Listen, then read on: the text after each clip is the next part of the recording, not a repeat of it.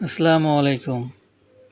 আগামীকালকের ভিডিওতে বলেছিলাম যে আজকে ধানের পচারি কখন আসে, কোন সময় আসে, তার আগে কী স্প্রে দিতে হবে এবং কারেন্ট পোকা কখন আসে বা তার আগে অগ্রিম কী পদক্ষেপ দিতে হবে তার বিষয় নিয়ে।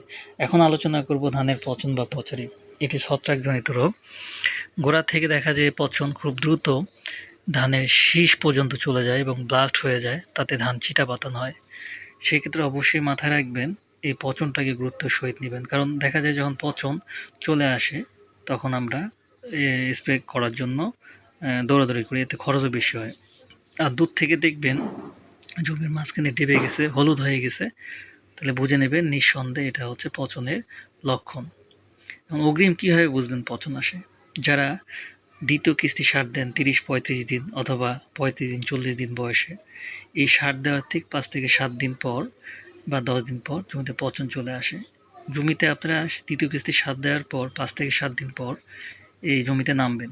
নামার পর এই ২ হাত দিয়ে উপর থেকে নিচ পর্যন্ত উঠাবেন। ঠিক এরকম করে আমি যেরকম করতেছি এরকম করে ৪ থেকে ৫ বার হাত দিয়ে উঠাবেন। উঠানোর পর হাতে লিখবেন সবুজ কিছু লেগে থাকবে। নাকের কাছে যদি নিতে পারেন, যদি দেখেন বিশ্রী গন্ধ, তাহলে বুঝবেন পচন বা পচারি চলে আসছে। আর যদি নাকের কাছে নিয়ে দেখেন পচন বা গন্ধ না থাকে, তাহলে বুঝবেন আপনার জমিতে এখনও পচনের লক্ষণ দেখা দেয়নি।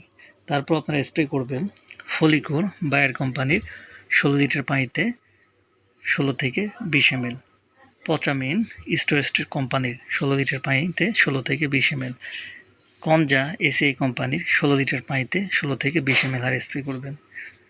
তবে আপনার এই পচারে আসবে না, আপনি আর্থিকভাবে লাভবান হবেন, খরচ কম হবে। সেক্ষেত্রে মনে রাখবেন প্রতিকারের চেয়ে প্রতিরোধই উত্তম।